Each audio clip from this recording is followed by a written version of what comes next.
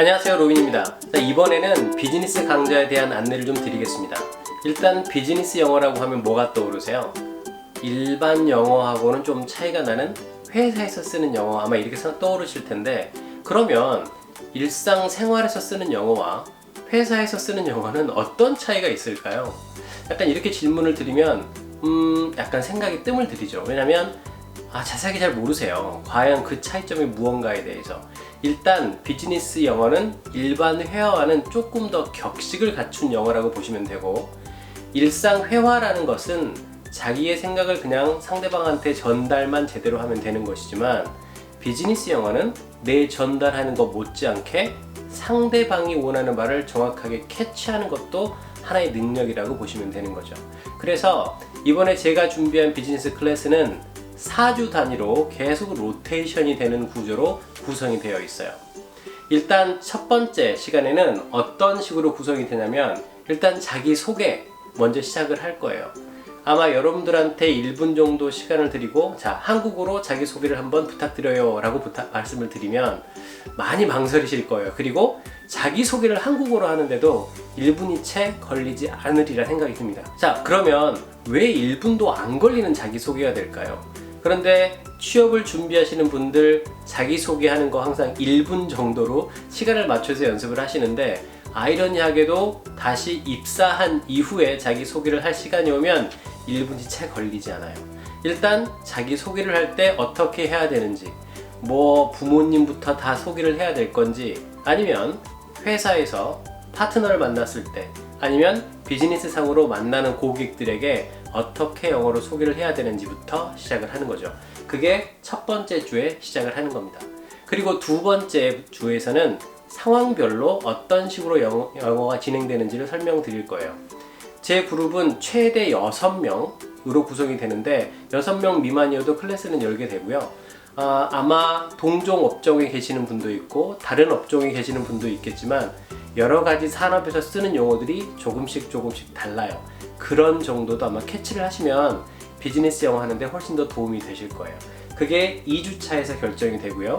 3주차에서는 인터뷰, 여러분이 영어로 인터뷰하는 것들을 취업할 때만 좀 준비를 하시는데, 입사 이후에 승진을 하실 때도 회사 내부에서 치르는 영어 시험들이 많이 있죠.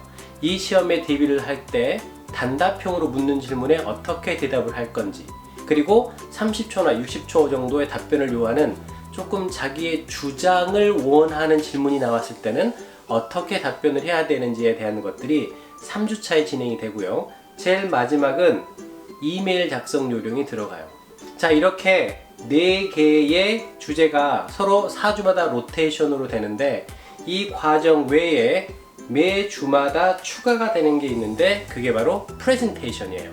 영어로 프레젠테이션을 한다. 상당히 어렵죠. 일단 기초부터 시작을 해서 어떤 식으로 하는지에 대한 이론 설명을 제가 1주차, 2주차에 설명을 드리고, 3주차하고 4주차에서는 수업을 들으시는 분들이 직접 영어로 프레젠테이션을 준비하셔서 직접 제 앞에서 혹은 여러 사람들 앞에서 해볼 수 있는 기회를 드리고, 그거를 또 동영상으로 찍어서 여러분 스스로도 내가 부족한 점과 그리고 강점이 무엇인지를 스스로 파악할 수 있게 도움을 많이 드리도록 합니다.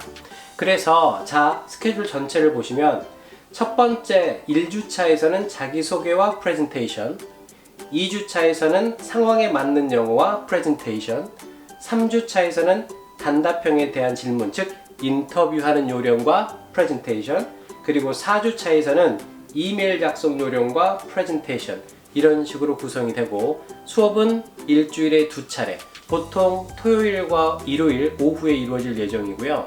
토요일과 일요일 날 1시간 반씩, 토요일 1시간 반, 일요일 날 1시간 반씩 진행이 될 예정입니다.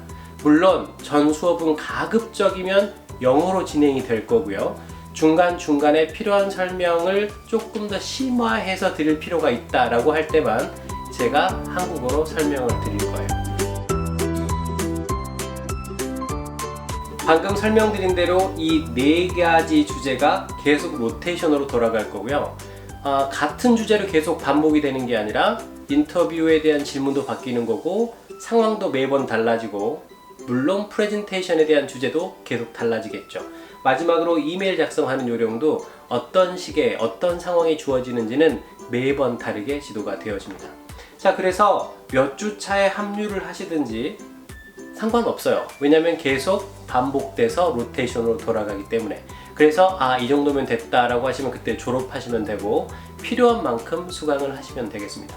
자세한 수강 요령은 바로 밑에 블로그에서 자세하게 안내를 해 드릴 테니까 한번 클릭하셔서 확인을 해 보시면 아주 좋을 것 같아요.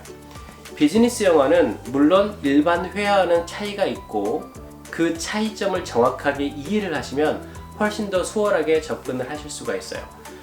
형식적으로 되게 구애를 받기 때문에 좀 딱딱한 영어다라고 생각할 수 있지만 다르게 생각하면 비즈니스 영어는 항상 나를 상대하는 사람 그리고 내가 상대하는 사람이 존재하기 때문에 서로 유연한 커뮤니케이션을 하는 방법을 무엇보다 빠르게 습득할 수 있는 영어라고 말씀드릴 수 있습니다. 그러면 다시 한번 훑어보시고 오프라인에서 뵙도록 하겠습니다. 감사합니다.